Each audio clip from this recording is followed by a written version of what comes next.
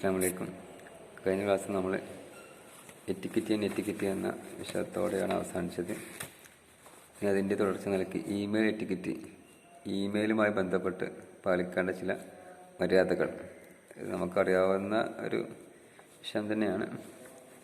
എന്നിരുന്നാലും ഇതിൻ്റെ ഒരു ഭാഗം എന്ന നിലക്ക് പലപ്പോഴും ഇമെയിൽ പൊതുവെ നമ്മൾ എല്ലാം ഉപയോഗിക്കാറില്ല. എന്നിരുന്നാലും മറ്റു ചില കാര്യങ്ങൾ ഓൺലൈനായിട്ട് ചെയ്യുമ്പോൾ സൂക്ഷിക്കേണ്ട മര്യാദകളുടെ ഭാഗം തന്നെയാണ് ഇതും. അപ്പോൾ ഒന്നാമത്തെ ഒരു ഇമെയിൽ എറ്റിക്കറ്റാണ്. ഇമെയിൽ ഉപയോഗിക്കുമ്പോൾ പാലിക്കേണ്ട മര്യാദയാണ് മെയിൻറ്റെയിൻ പ്രൈവസി. നമ്മുടെ സ്വകാര്യത നിലനിർത്തുക, അത് കാത്തുസൂക്ഷിക്കുക.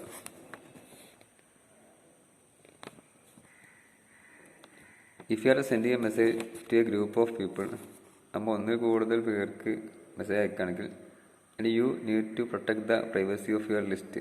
നമ്മുടെ ലിസ്റ്റിൻ്റെ പ്രൈവസി നമ്മൾ കാത്തു സൂക്ഷിക്കുകയാണെങ്കിൽ, വെച്ചാൽ നമ്മൾ കൂടുതൽ ആൾക്കൊക്കെ മെസ്സേജ് അയക്കുന്നുണ്ട്, ആർക്കൊക്കെ മെസ്സേജ് അയച്ചു എന്ന് ഇവരൊന്നും അറിയും ചെയ്യാൻ പാടില്ല. അങ്ങനത്തെ അവസരത്തിൽ you should always use BBC ഉപയോഗിക്കുക. എന്താണെന്ന് അറിയുമായിരിക്കും. അഡീഷണലി കൂടാതെ avoid giving out email address to a third party. നമ്മൾ മൂന്നാമത്തെ പാർട്ടിക്ക്, തേർഡ് പാർട്ടിക്ക് ഇമെയിൽ അഡ്രസ്സ് കൊടുക്കാതിരിക്കുക. പ്രത്യേകിച്ചും ഇത് വ്യക്തിഗതമായിട്ടില്ല, ഈ സ്ഥാപനങ്ങൾ നമ്മളെ പോലെ വെബ്സൈറ്റിലൊക്കെ പോയിട്ട് സബ്സ്ക്രൈബ് ചെയ്യുമ്പോഴൊക്കെ ഉണ്ടാകുന്ന സംഭവമാണ്. നമ്മുടെ ഡീറ്റെയിൽസൊക്കെ അവർ മറ്റ് കമ്പനികൾക്കൊക്കെ കൊടുക്കാൻ സാധ്യതയുണ്ട്. എന്നിട്ട് അവരുടെ പരസ്യമൊക്കെ നമുക്ക് വരാനൊക്കെ സാധ്യതയുണ്ട്. അപ്പം അങ്ങനെ നമ്മൾ മൂന്നാമതൊരു പാർട്ടിക്ക്, മൂന്നാമതൊരു കമ്പനിക്ക് നമ്മൾ ഒരാളുടെ ഇമെയിൽ അഡ്രസ്സ് കൊടുക്കാൻ പാടില്ല. Keep separate accounts for personal and business or professional emails. അതുപോലെ തന്നെ നമ്മൾ സാധാരണ നമുക്ക് ഈ phone number personal phone number ഉണ്ടാവും, പ്രൊഫഷണൽ ഫോൺ നമ്പറൊക്കെ ഉണ്ടാവുമല്ലോ. അതേപോലെ തന്നെ 2 ഇമെയിൽ അഡ്രസ്സ് ഉണ്ടായിരിക്കുന്നത് നല്ലതാണ്, പേഴ്സണലായിട്ടും ഒന്ന് ബിസിനസ് ആവശ്യങ്ങൾക്കും. Check emails at least once a day. ദിവസത്തിൽ ഒരിക്കലും നമ്മൾ ഇമെയിൽ നോക്കണം. ഇത് നമ്മളെ സംബന്ധിച്ചില്ല കേട്ടോ, ബിസിനസ്സുമായി ബന്ധപ്പെട്ട കാര്യങ്ങൾക്കുള്ളതാണ്. നമ്മൾക്കിപ്പോൾ ഇമെയിൽ തരാൻ സാധ്യതയില്ല. Respond in A timely fashion. അതുപോലെ തന്നെ ഒരു ടൈംലി ഫാഷൻ, കൃത്യസമയത്ത് മറുപടി അയക്കാം. ഒരു ദിവസം ഇമെയിൽ നോക്കിയിട്ട് റിപ്ലൈ ചെയ്യുക എന്ന് ഉദ്ദേശിച്ചു. അത് പറഞ്ഞല്ലോ, വ്യക്തിഗതമായിട്ട് ഇപ്പോൾ ഇമെയിൽ അല്ലാതെ ഉപയോഗിക്കുന്നുണ്ടല്ല, പുതിയ ബിസിനസ് ആവശ്യങ്ങൾക്കൊക്കെ ഉണ്ടാകുമ്പോൾ ഇമെയിലൊക്കെ അങ്ങനെ ചെയ്യാം. ഇനി ഇപ്പോൾ മെയിൻ്റെ പ്രൈവസി നമ്മൾ പറഞ്ഞു. രണ്ടാമത്തെ ബ്രീഫ്ലി ഇൻട്രൊഡ്യൂസ് യുവർ സെൽഫ്, നമ്മളെ പരിചയപ്പെടുത്താം.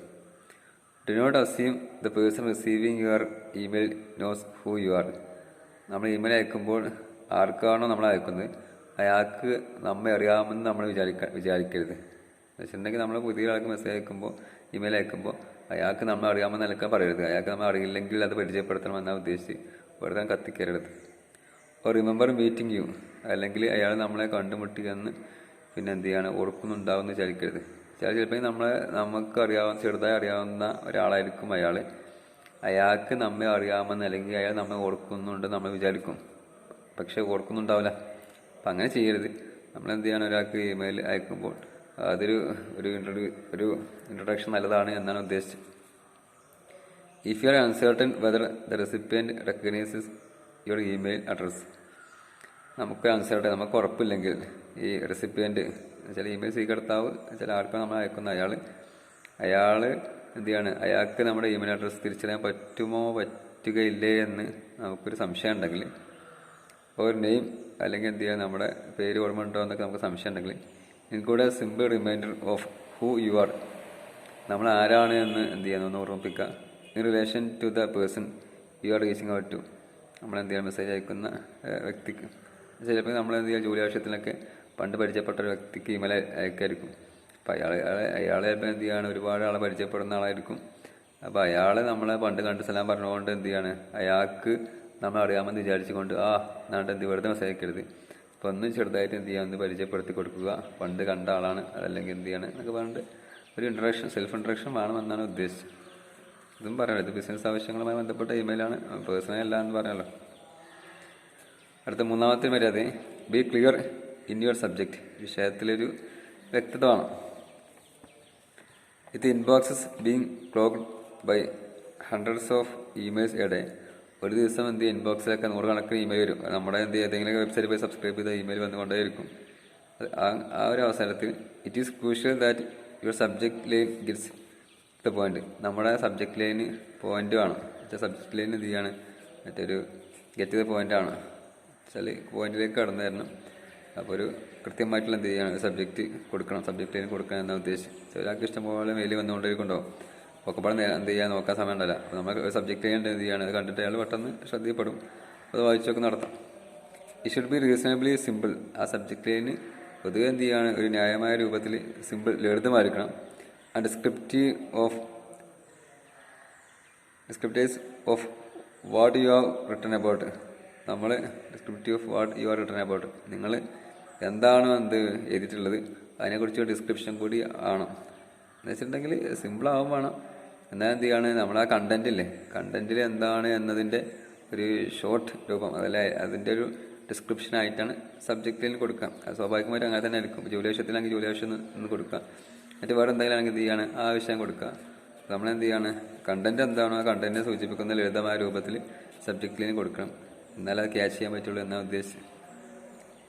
അടുത്തതാണ് ഡോണ്ട് ഇമെയിൽ ആംഗ്രിലി. ദേഷ്യത്തോടെ ഇമെയിൽ അയക്കരുത്. അത് നമ്മളെന്ത് ഇമെയിലിന് മാത്രമല്ല നമ്മുടെ എല്ലാ സംസാരങ്ങൾക്കും എല്ലാ എന്ത് ചെയ്യാണ് ഇടപാടുകൾക്കും പറ്റിയൊരു നിർദ്ദേശം തന്നെയാണ്. ഇമെയിൽ വിത്ത് ബാഡ് ന്യൂസ്, ഒരു മോശപ്പെട്ട വാർത്തകൾ കൊണ്ട് ഇമെയിൽ അയക്കുക. ഫയറിങ് എ ക്ലയൻറ്റ്, നമ്മളെന്ത് ഒരു കക്ഷിയെ ഫയർ ചെയ്യുക, അവിടെ ദേഷ്യപ്പെടുക. ഒരു വെൻഡർ, അതുപോലെ തന്നെ ഇടപാടുകാരനോട് ദേഷ്യപ്പെടുക. എക്സ്പ്രസിങ് ആംഗർ, ദേഷ്യം പ്രകടിപ്പിക്കുക. റിപ്രിമാൻഡിങ് സംഭവം, ഒരാളെ ശാസിക്കുക. ഡിസ്പാച്ചിങ് അതർ പീപ്പിൾ, മറ്റുള്ളവരെ എന്ത് ചെയ്യാണ് ആക്ഷേപിക്കുക.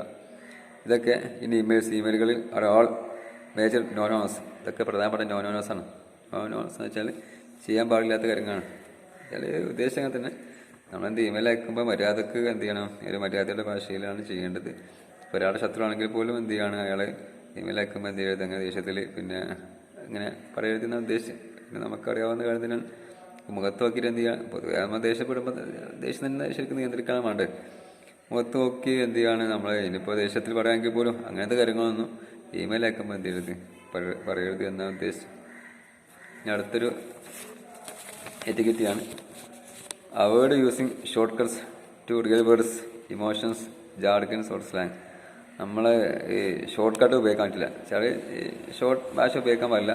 അതുപോലെ തന്നെ ഈ ഇമോഷൻസ് അങ്ങനത്തെ എന്ത് ചെയ്യാൻ പ്രകടിപ്പിക്കാൻ പാടില്ല അല്ലാന്നും. അപ്പോൾ ജാർഗൻ ഭാഷ ഉപയോഗിക്കാൻ പാടില്ല, അല്ലെങ്കിൽ സ്ലാങ് ഭാഷ, നാട്ടു ഭാഷ ഉപയോഗിക്കാൻ പാടില്ല. ചില സ്റ്റാൻഡേർഡ് ഭാഷ ഉപയോഗിക്കണം എന്നാണ് ഉദ്ദേശിച്ച്, ചുരുക്കാൻ പാടില്ല. പിന്നെ വൈകാരികമായിട്ട് എന്ത് ചെയ്യാൻ പറയാൻ പാടില്ല. അതുപോലെ തന്നെ എന്ത് ചെയ്യാണ് സാധാരണ ഭാഷ ഉപയോഗിക്കാൻ പാടില്ല. നാട്ടുഭാഷ എന്നാണ് അർത്ഥം. Words from grown business people using short cuts such as for you instead of for you, GRET for great in business related email is not acceptable. നമ്മൾ words from grown business people, നല്ല പക്വത എത്തിയ ബിസിനസ്സുകാരിൽ നിന്ന് നമ്മൾ short കട്ടായ insta for you എന്നതിന് പകരം നമ്മൾ 4U എന്നൊക്കെ ഇടില്ലേ. അപ്പോൾ അങ്ങനെ പണ്ട് കാലത്തുള്ള ഈ മെസ്സേജിലൊക്കെ ഉണ്ടായിരുന്നൊരു ഷോർട്ട് പിന്നെ എന്ത് ചെയ്യാണ് ഫോമാറ്റ് ഉണ്ട്. അപ്പോൾ ഗ്രേറ്റ് എന്നതിന് GR8 ഒക്കെ എന്ത് ചെയ്യാണ്, GR8 എന്നൊക്കെ രേഖപ്പെടുത്താറുണ്ട്. പണ്ടൊക്കെ നമ്മൾ മെസ്സേജ് ഭാഷ എന്നറിയും. പണ്ട് കാലത്ത് ഈ ഫോണിലൊക്കെ മെസ്സേജ് ഫ്രീ ആയിരുന്നില്ല. ഇപ്പോൾ മെസ്സേജൊക്കെ എന്ത് ചെയ്യണം, ഫ്രീ ആണ്. മെസ്സേജ് അയക്കില്ല. അന്ന് വാട്സാപ്പും ഫേസ്ബുക്കും വരുന്നതിന് മുമ്പൊക്കെ സാധാ ഫോണിൽ മെസ്സേജ് അയക്കുമ്പോൾ നമ്മൾ അപ്പോൾ ആ മെസ്സേജിനൊക്കെ ₹1 കൊടുക്കണം. അപ്പോൾ എന്ത് ചെയ്യണം, ഇത്ര ഏതാനും വാക്കുകളെ നമുക്ക് ഉപയോഗിക്കാൻ പറ്റുള്ളൂ.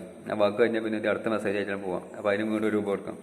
അപ്പോൾ അന്ന് എന്ത് ചെയ്യാണ്, പരമാവധി വാക്കുകൾ ചുരുക്കാൻ വേണ്ടിയിട്ട് നമ്മൾ വലിയ വാക്കൊക്കെ ഇങ്ങനെ ഷോർട്ടാക്കി ഉപയോഗിക്കുമ്പോൾ അതിനെ ഷോർട്ട് കട്ട്സ് എന്ന് പറയാം.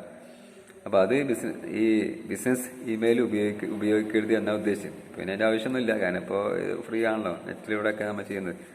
അപ്പോൾ പിന്നെ എന്ത് ചെയ്യാണ്, അങ്ങനെ ചുരുക്കേണ്ട ആവശ്യമൊന്നുമില്ല. ഏതായാലും ഇനി എന്ത് ചെയ്യാണ്, നമ്മൾ ഇപ്പോൾ ചില ആൾക്കാർ ചുരുക്കി പറയുന്നു, അതൊക്കെ ഇൻഫോർമൽ കാര്യങ്ങൾക്ക്. ഒരു ഫോമലായിട്ടുള്ള ഇമെയിൽ അയക്കുമ്പോൾ അതൊന്നും ചുരുക്കാൻ പാടില്ല എന്നാണ് ഉദ്ദേശിച്ചത്. You will put a smiley face or emotion on your business correspondence. അതുപോലെ തന്നെ നമ്മളൊരു സ്മൈലി ഫേസോ അല്ലെങ്കിൽ ഇമോഷനൊന്നും നമ്മുടെ ബിസിനസ് കറസ്പോണ്ടൻസ് ഉപയോഗിക്കാൻ പാടില്ല. അപ്പോൾ നമ്മൾ എന്ത് ചെയ്യാണ്, ഈ ഇമോജൊന്നും ഉപയോഗിക്കാൻ പാടില്ല എന്ന് ഉദ്ദേശിച്ച്. യൂഷ്വലി പോയിട്ട് ഇനി ഇമെയിൽ മെസ്സേജ് ഉപയോഗിക്കാൻ പറ്റില്ല. അപ്പോൾ ഇമെയിൽ സ്റ്റാൻഡേർഡായിട്ട് ഉപയോഗിക്കണം. നമ്മളെന്ത് ചെയ്യുക, ഫേസ്ബുക്ക് മറ്റേ കൈ വെക്കുക, മറ്റേ ചിരിക്കുക, മറ്റേ ഇമോജിയൊക്കെ ഇല്ലേ, അതൊന്നും ഉപയോഗിക്കരുത് എന്നാണ് ഉദ്ദേശിച്ചത്. ഇനി അടുത്ത ഒരു ടിക്കറ്റാണ് your email is a reflection of you. നമ്മുടെ ഇമെയിൽ നമ്മുടെ ഒരു റിഫ്ലക്ഷനാണ്, നമ്മുടെ പ്രതിബിംബമാണ്. അത് നമ്മുടെ സ്വഭാവമാണ്, അല്ലെങ്കിൽ നമ്മുടെ വ്യക്തിത്വമാണ് ഇമെയിൽ കാണുക. അപ്പോൾ എന്ത് ചെയ്യുക, നല്ല വ്യക്തിയാണെങ്കിൽ നല്ലതനുസരിച്ചുള്ള ഇമെയിലായിരിക്കും ഉണ്ടാവുക. അപ്പോൾ എന്ത് ചെയ്യാണ്, പരമാവധി നമ്മുടെ വ്യക്തിത്വത്തിനനുസരിച്ച് വ്യക്തിത്വം പിന്നെ മാറ്റിയാലേ ഇമെയിൽ മാറുള്ളൂ. എന്നാപ്പോൾ എന്ത് ചെയ്യാണ്, നമ്മുടെ ഇമെയിലിൽ നിന്ന് നമ്മുടെ വ്യക്തിത്വം മറ്റുള്ള മനസ്സിലാക്കും. ബിസിനസ് ആവശ്യങ്ങൾക്കൊക്കെ എന്ത് മറ്റുള്ളവർക്ക് മനസ്സിലാവും. അപ്പോൾ എന്ത് ചെയ്യണം, മറ്റുള്ളവർക്ക് നമ്മൾ വിശ്വസിക്കാനുള്ള പിന്നെ കൊണ്ടുവരാൻ തോന്നുകയാണെങ്കിൽ എന്ത് ചെയ്യാൻ ബിസിനസ് മറ്റേ ഡീല് മുടങ്ങിപ്പോവും. അപ്പം അങ്ങനെ സംഭവിക്കാതിരിക്കണമെങ്കിൽ എന്ത് ചെയ്യാണ്, നമ്മളെ ഈ ഇമെയിൽ നമ്മുടെ വ്യക്തിത്വത്തെ കാണാനുള്ള ഒരു മാർഗ്ഗമാണ്, മനസ്സിനെ കണ്ണാടി എന്നൊക്കെ പറയുന്ന മാതിരി ഇമെയിലാണ് വ്യക്തിയുടെ എന്ത് ചെയ്യാണ് ബിസിനസ്മാൻ്റെ കണ്ണാടി എന്ന് കണക്കാക്കിയിട്ട് ആ രൂപത്തിൽ നമ്മൾ എഴുതണം എന്നാണ് ഉദ്ദേശിച്ചത്. Every email you send adds to or detracts from your reputations. നമ്മൾ അയക്കുന്ന ഓരോ ഇമെയിലും ഒന്നെങ്കിൽ നമ്മുടെ റെപ്യൂട്ടേഷൻ, നമ്മുടെ കീർത്തി വർദ്ധിപ്പിക്കും, അല്ലെങ്കിൽ നമ്മുടെ എന്ത് ചെയ്യും കീർത്തി കുറക്കും. വെച്ചാൽ നമ്മുടെ ഇമേജിനെ പിന്നെ എന്ത് ചെയ്യാണ് ഉയർത്താനും ഇമേജിന് കോട്ടം തട്ടിക്കാനൊക്കെ ഇമെയിലിന് സാധ്യമാണ്. If your email is scattered, disorganised and filled with mistake. നമ്മുടെ ഇമെയിൽ മൊത്തത്തിൽ ആ കൂടി എന്ത് ചെയ്യാണ് ഇങ്ങനെ സ്കാറ്റേഡ് ചിതറിപ്പോയതാണെങ്കിൽ വെച്ചാൽ ഒരു ഓർഡർ ഇല്ലെങ്കിൽ, ഡിസ്ഓർഗനൈസ്ഡ് ഒരു ഓർഗനൈസ്ഡ് അല്ലെങ്കിൽ അതിൻ്റെ ഫീൽഡ് വിത്ത് മിസ്റ്റേക്ക് ആകെ തെറ്റാണെങ്കിൽ, recipient will be inclined to think. ഈ റെസിപ്പിയൻറ്റ് സ്വീകർത്താവ് ചിലപ്പോൾ ചിന്തിക്കാൻ സാധ്യതയുണ്ട് ഓഫ് യു നിങ്ങളെ സംബന്ധിച്ച് as a scattered, careless and irresponsible person. ഇയാൾ ശ്രദ്ധയില്ലാത്ത, ഒരു ഉത്തരവാദിത്വമില്ലാത്ത വ്യക്തിയാണെന്നൊക്കെ വിചാരിക്കും. അപ്പോൾ നമ്മുടെ ഇമെയിൽ സ്റ്റാൻഡേർഡായി കഴിഞ്ഞാൽ എന്ത് ചെയ്യും, നമ്മുടെ ഈ വ്യക്തിപരമായിട്ട് സ്റ്റാൻഡേർഡ് വ്യക്തിയാണെന്ന് വിചാരിച്ചിട്ട് നമ്മളെ മാറ്റി എന്ത് ചെയ്യുക ഒരു ബിസിനസ് ഡീലൊക്കെ നടത്താൻ അവർ മുന്നിട്ടിറങ്ങും. ഞാൻ പഠിച്ച് ഇമെയിൽ എന്ത് ചെയ്യാൻ ആ കൂടി കൊളായതാണെങ്കിൽ ഒരു ഓർഡറും ഇല്ല, ഒരു ഷർത്തും പറഞ്ഞില്ലെങ്കിൽ എന്തോ ഇയാളുടെ വ്യക്തിത്വം പിന്നെ മോശമാണ്, ഇയാളുമായിട്ട് ഡീലിങ്സ് എന്തില്ല സാധ്യമല്ല, അത് നല്ലതല്ല എന്നൊക്കെ എന്തോ വിചാരിച്ചിട്ട് ആ ടീം അതിൽ നിന്ന് ക്ലയൻറ്റ് അതിൽ നിന്ന് മാറിപ്പോകാൻ സാധ്യതയുണ്ട്. അപ്പോൾ ഇത്രയുമാണ് എന്ത് ഇമെയിലുമായി ബന്ധപ്പെട്ട കുറച്ച് മര്യാദകൾ. നമ്മൾ ഇമെയിലുമായി മാത്രമല്ല പൊതുവെ ബിസിനസ് ആവശ്യങ്ങൾക്ക് വേണ്ടിയിട്ടുള്ള ബിസിനസ് ലെറ്റേഴ്സൊക്കെ എഴുതുമ്പോഴൊക്കെ എന്ത് ചെയ്യാണ് സൂക്ഷിക്കേണ്ട കാര്യം തന്നെയാണ്. അത് പൊതുവെ നമുക്കറിയാവുന്ന കാര്യം തന്നെയാണ്. അതിൽ എല്ലാത്തിൻ്റെ ഒരു മര്യാദ നിലയ്ക്ക് എന്ത് ചെയ്യാണ് നമ്മൾ എഴുത്തിൻ്റെയും മര്യാദയെ മാറി എന്നേ ഉള്ളൂ. ഒരു എന്തില്ല പ്രധാനപ്പെട്ട ഒരു പഠിക്കാനുള്ള വിഷയമൊന്നുമല്ല.